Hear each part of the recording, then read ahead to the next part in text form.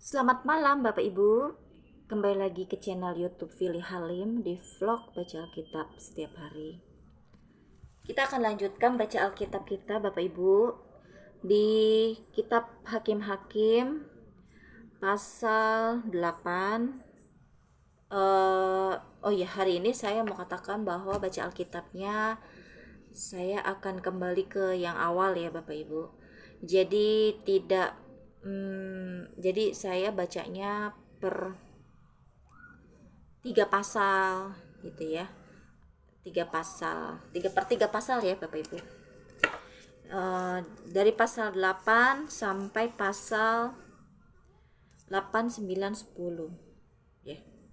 Kan kemarin kita satu hakim-hakim itu pasal 1 sampai 7 ya. Nah, sekarang ke 8, 9, 10 ya, sampai pasal 10 ya Bapak Ibu. Kita mau berdoa dulu ya. Tuhan, terima kasih buat malam hari ini. Tuhan, Kau izinkan kami, Kau berikan kami kesempatan untuk membaca firman-Mu Tuhan. Sebagian dari kebenaran firman-Mu ini berkati setiap kami Tuhan. Di dalam nama Tuhan Yesus, haleluya, amin. Kita akan lanjutkan ya Bapak Ibu. Hakim-hakim pasal 8. Lalu berkatalah orang-orang Efraim kepada Gideon, apa macam perbuatanmu ini terhadap kami? Mengapa engkau tidak memanggil kami ketika engkau pergi berperang melawan orang Midian? Lalu mereka menyesali dia dengan sangat. Jawabnya kepada mereka, apa perbuatanku dalam hal ini? Jika dibandingkan dengan kamu, bukankah pemetikan susulan oleh suku Efraim lebih baik hasilnya dari panen buah anggur kaum Abijar? Allah telah menyerahkan kedua raja Midian itu, yakni Oreb dan Zeb, ke dalam tanganmu. Apa yang telah dapat kucapai jika dibandingkan dengan kamu? Setelah ia berkata demikian, maka redalah marah mereka terhadap dia. Orang Midian dikalahkan, raja-rajanya dibunuh. Ketika Gideon sampai ke sungai Yordan, menyeberanglah ia dan ke-300 orang yang bersama-sama dengan dia, meskipun masih lelah, namun mengejar juga. Dan berkatalah ia kepada orang-orang Sukot, tolong berikan beberapa roti untuk rakyat yang mengikuti aku ini, sebab mereka telah lelah, dan aku sedang mengejar Jeba dan Salmuna, raja-raja Midian. Tetapi jawab para pemuka di Sukot itu, sudahkah Jeba dan Salmuna itu ada dalam tanganmu, sehingga kami harus memberikan roti kepada tentaramu? Lalu kata Gideon, kalau begitu, apabila Tuhan menyerahkan Jeba dan Salmuna ke dalam tanganku, aku akan menggaruk tubuhmu dengan duri padang gurun dan onak. Maka berjalanlah ia dari sana ke Penel dan berkata demikian juga kepada orang-orang Penuel. Tetapi orang-orang ini pun menjawabnya seperti orang-orang Sukot. Lalu berkatalah ia juga kepada orang-orang Penuel, apabila aku kembali dengan selamat, maka aku akan merobohkan menara ini. Sementara itu Jeba dan Salmuna ada di Karkor bersama-sama dengan tentara mereka. Kira-kira 15.000 orang banyaknya, yakni semua orang yang masih tinggal hidup dari seluruh tentara orang-orang dari sebelah timur. Banyaknya yang tewas ada 120.000 orang yang bersenjatakan pedang. Gideon maju melalui jalan orang-orang yang diam di dalam kemah di sebelah timur Nobah dan Yokbeha. Lalu memukul kalah tentara itu ketika tentara itu menyangka dirinya aman. Jeba dan Salmuna melarikan diri, tetapi Gideon mengejar mereka dan menawan kedua raja Midian itu, yakni Jeba dan Salmuna. Sedang seluruh tentara itu dicerai-beraikannya. Kemudian kembalilah Gideon bin Yoas dari peperangan dengan melalui pendakian Heres. Ditangkapnyalah seorang muda dari penduduk Sukot. Setelah ditanyai, orang itu menuliskan nama para pemuka dan para tua-tua Sukot untuk Gideon, 77 orang banyaknya. Lalu pergilah Gideon kepada orang-orang Sukot sambil berkata, inilah Jeba dan Salmuna, yang karenanya kamu telah mencela aku dengan berkata, sudahkah Jeba dan Salmuna itu ada dalam tanganmu, sehingga kami harus memberikan roti kepada orang-orangmu? yang lelah itu. Lalu ia mengumpulkan para tua-tua kota itu. Ia mengambil duri padang gurun dan onak dan menghajar orang-orang Sukot dengan itu. Juga menara Penuel dirobohkannya dan dibunuhnya orang-orang kota itu. Kemudian bertanyalah ia kepada Jeba dan Salmuna, "Di manakah orang-orang yang telah kamu bunuh di Tabor itu?" Jawab mereka, "Mereka itu serupa dengan engkau. Sikap mereka masing-masing seperti anak raja." Lalu kata Gideon, "Saudara-saudaraku lah itu, anak-anak ibuku. Demi Tuhan yang hidup, seandainya kamu membiarkan mereka hidup, aku tidak akan membunuh kamu." Katanya kepada Yeter, anak sulungnya, "Bangunlah, bunuhlah mereka." Tetapi orang muda itu tidak menghunus pedangnya karena ia takut, sebab ia masih muda. Lalu kata Jeba dan Salmuna, "Bangunlah engkau sendiri dan paranglah kami, sebab seperti orangnya. Demikian pula kekuatannya." Maka bangunlah Gideon, dibunuhnya Jeba dan Salmuna. Kemudian diambilnya bulan-bulanan yang ada pada leher unta mereka. Perbuatan Gideon selanjutnya dan akhir hidupnya. Kemudian berkatalah orang Israel kepada Gideon, "Biarlah engkau memerintah kami, baik anakmu maupun cucumu, sebab engkaulah yang telah menyelamatkan kami dari tangan orang Midian." Jawab Gideon kepada mereka, "Aku tidak akan memerintah kamu, dan juga anakku tidak akan memerintah kamu, tetapi Tuhan yang memerintah kamu." Selanjutnya kata Gideon kepada mereka, "Satu hal saja yang kuminta kepadamu. Baiklah, kamu masing-masing memberikan anting-anting dari jarahannya, karena musuh itu beranting-anting emas, sebab mereka orang Ismail." Jawab mereka, "Kami mau memberikannya dengan suka hati."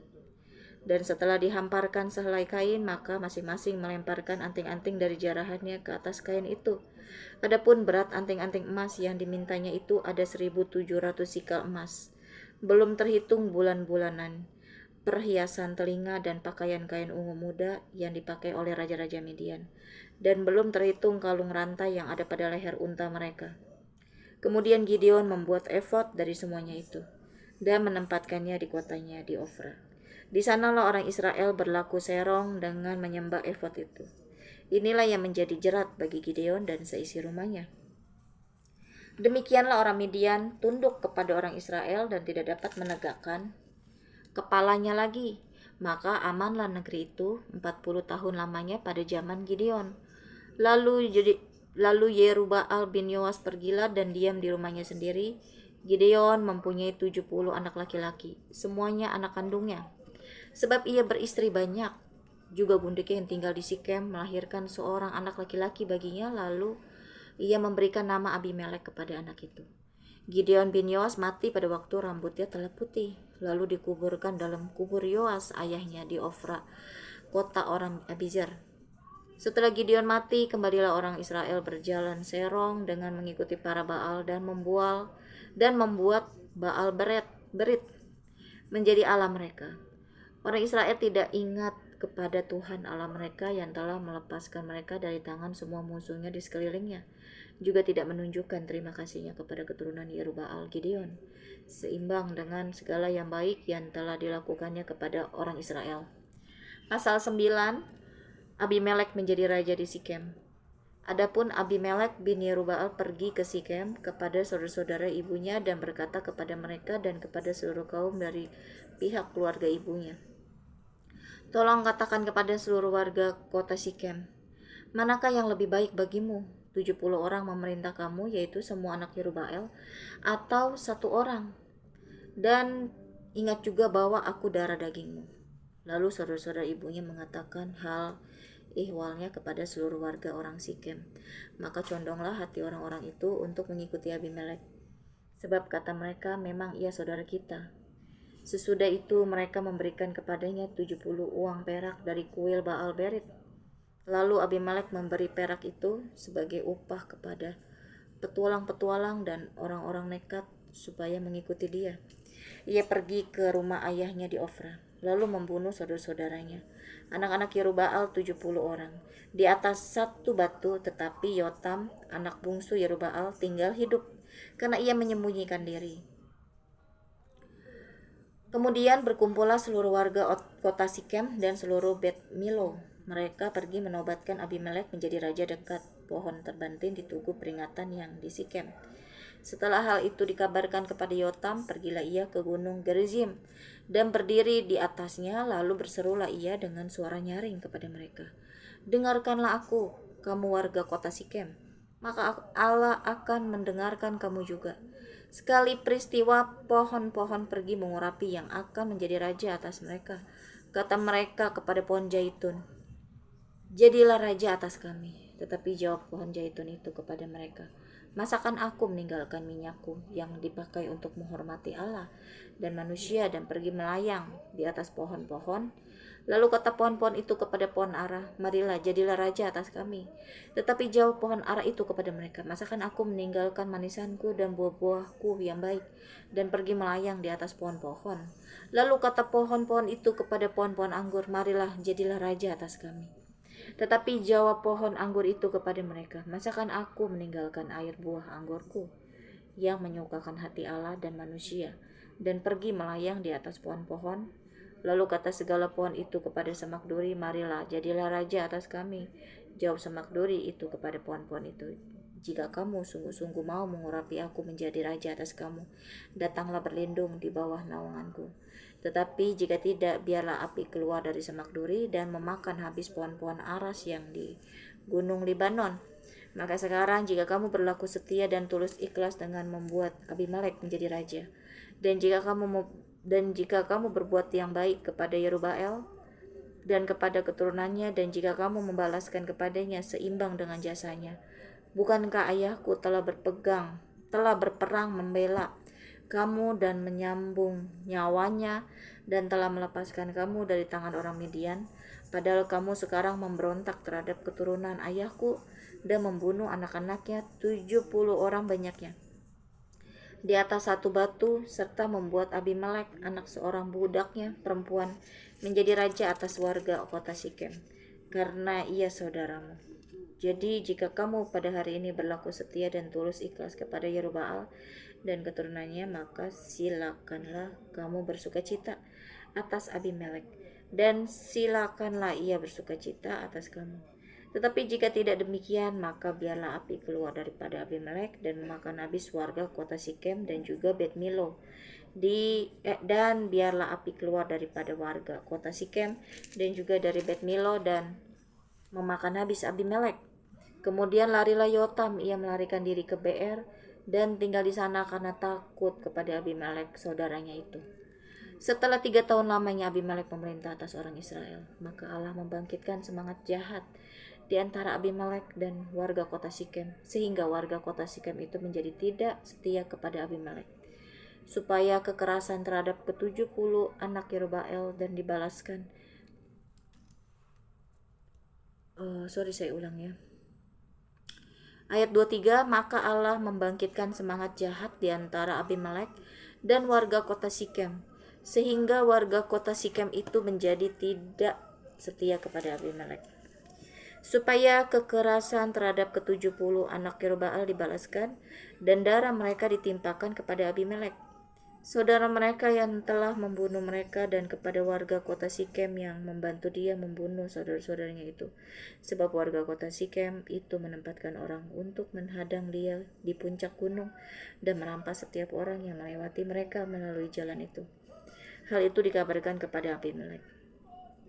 Sementara itu, Gaal bin Ebed beserta saudara-saudaranya telah datang dan pindah ke kota Sikem. Warga kota Sikem percaya kepadanya. Jadi pergilah mereka ke ladang mereka, mengumpulkan hasil kebun anggur mereka dan mengirik memerasnya, lalu mengadakan perayaan. Mereka masuk ke kuil Allah mereka dan makan minum sambil mengutuki Abimelek. Berkatalah Gaal bin Ebed, "Siapa itu Abimelek dan siapa kita orang Sikem, maka kita menjadi hambanya? Bukankah anak Yerubbaal dan Jebul wakilnya menjadi hamba orang-orang Hemor, ayah Sikem? Jadi mengapakah kita menjadi hambanya? Sekiranya orang-orang kota ini ada di dalam tanganku, maka tentulah aku mengenyahkan Abimelek." Lalu berkatalah ia ke arah Abimelek, perkuatlah tentaramu dan majulah." Ketika Jebul penguasa kota itu mendengar perkataan Gaal bin Ebed, bangkitlah amarahnya. Ia mengirim utusan kepada Abimelek di Aruma dengan pesan, Gaal bin Ebed dan saudara-saudaranya telah datang ke Sikem, dan ketahuilah mereka menghasut kota itu melawan engkau. Oleh sebab itu berangkatlah pada waktu malam.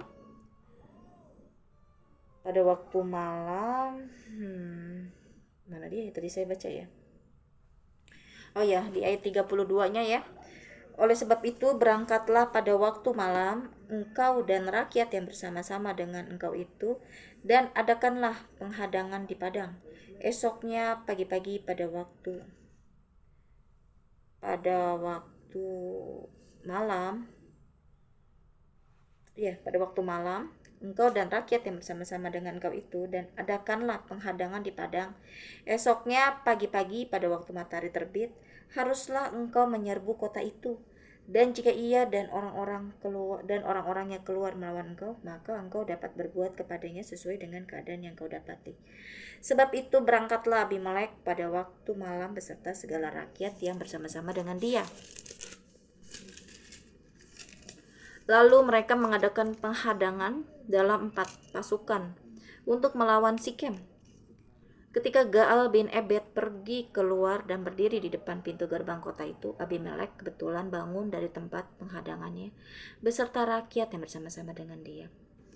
Sebentar ya Bapak Ibu, saya mau minum dulu ya. Aus. Bentar ya. Ini no sponsor ya, saya no sponsor nih, tidak disponsori ya, ini hanya betulan aja.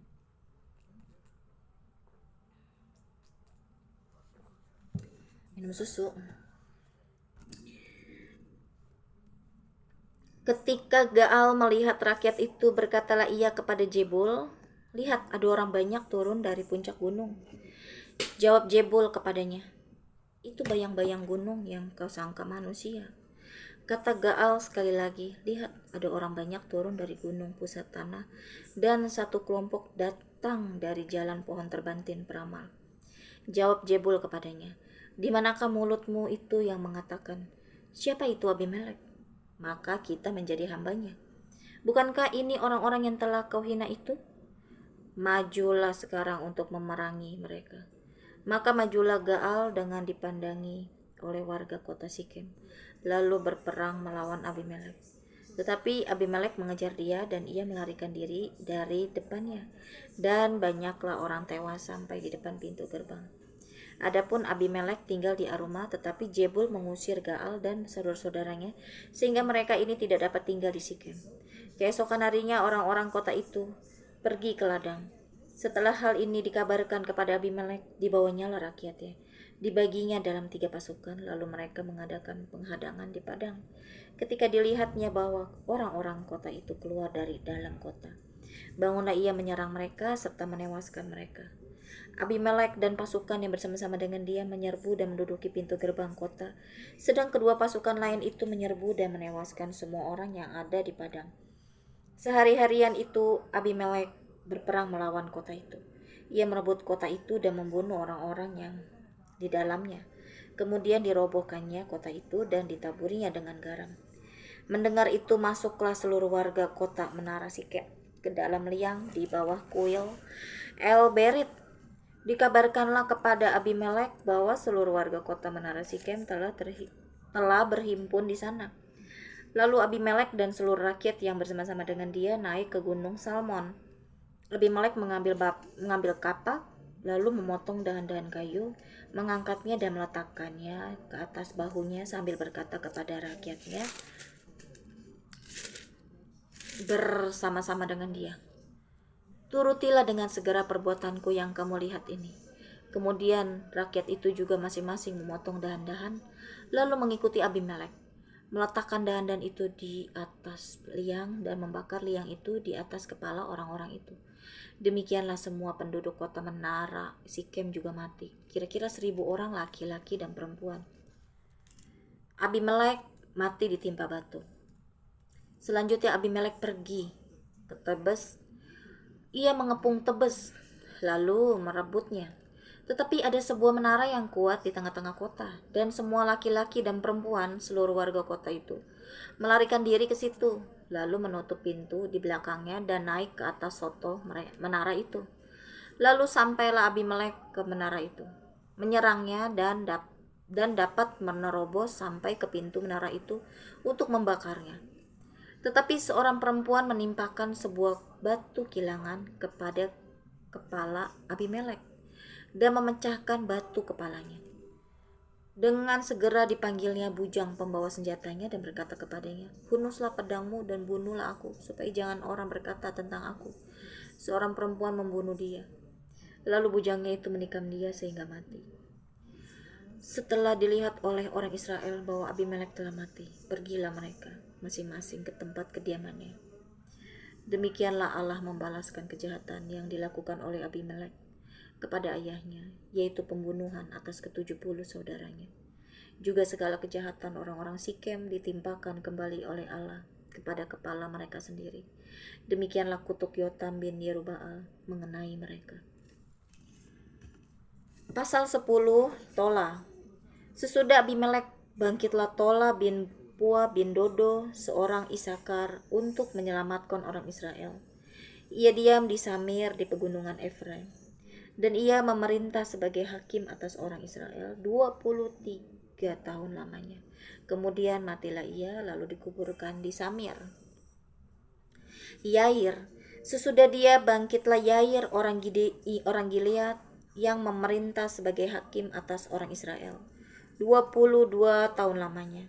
Ia mempunyai 30 anak laki-laki yang mengendarai 30 ekor keledai jantan, dan mereka mempunyai 30 kota yang sampai sekarang disebutkan orang Hawat Yair di tanah Gilead. Lalu matilah Yair dan dikuburkan di Kamon. Israel ditindas oleh Bani Amon. Orang Israel itu melakukan pula apa yang jahat di mata Tuhan.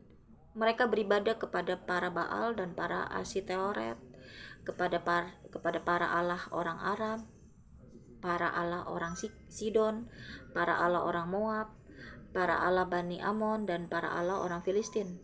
Tetapi Tuhan ditinggalkan mereka, dan kepada Dia mereka tidak beribadah.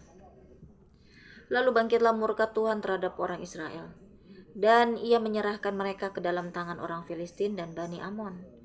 Dalam tahun itu juga orang Israel ditindas dan diinjak mereka. 18 tahun lamanya mereka memperlakukan demikian semua orang Israel yang di seberang sungai Yordan, di tanah orang Amori yang di Gilead. Dan Bani Amon pun menyeberangi sungai Yordan untuk berperang melawan suku Yehuda, suku Benyamin, dan keturunan Efraim, sehingga orang Israel sangat terdesak. Lalu berserulah orang Israel kepada Tuhan, katanya, "Kami telah berbuat dosa terhadap Engkau, sebab kami telah meninggalkan Allah kami, lalu beribadah kepada para Baal." Tetapi firman Tuhan kepada orang Israel, "Bukankah aku yang telah menyelamatkan kamu dari tangan orang Mesir, orang Amori, Bani Amon, orang Filistin, orang Sidon, suku Amalek, dan suku Maon, yang menindas kamu ketika kamu berseru kepadaku? Tetapi kamu telah meninggalkan aku dan beribadah kepada Allah lain. Sebab itu aku tidak akan menyelamatkan kamu lagi. Pergi sajalah berseru kepada para Allah yang telah kamu pilih itu. Biar merekalah yang menyelamatkan kamu pada waktu kamu terdesak." Kata orang Israel kepada Tuhan, "Kami telah berbuat dosa. Lakukanlah kepada kami segala yang baik di matamu. Hanya tolonglah kiranya kami sekarang ini." Dan mereka menjauhkan para Allah asing dari tengah-tengah mereka. Lalu mereka beribadah kepada Tuhan. Maka Tuhan tidak dapat lagi menahan hatinya melihat kesukaran mereka. Kemudian Bani Amon dikerahkan dan berkemah di Gilead, sedang orang Israel berkumpul dan berkemah di Mispa. Maka para pemimpin bangsa di Gilead berkata seorang kepada yang lain, "Siapakah orang yang berani memulai peperangan melawan Bani Amon itu? Dialah yang harus menjadi kepala atas seluruh penduduk Gilead." Amin. Bapak Ibu Saudari, kita sudah selesai baca Alkitabnya ya, sampai pasal 10. Besok kita akan lanjutkan kembali. Kita tutup dalam doa ya. Tuhan, terima kasih buat firman-Mu ini Tuhan Yesus. Tuhan, biarlah kami semakin mendekat kepadamu Tuhan. Biarlah kami Tuhan, pada saat kami suka dan duka, kami tetap mendekat kepadamu Tuhan. Tuhan, biarlah itu menjadi komitmen setiap kami kepadamu Tuhan. Biarlah kami haus dan rindu dan lapar dekat kepadamu Tuhan. Sekali lagi pada saat kami suka ataupun duka Tuhan, baik kami menderita maupun bahagia, sedih ataupun senang, kami tetap mendekat kepadamu Tuhan. Terima kasih Tuhan, di dalam nama Tuhan Yesus, haleluya, amin.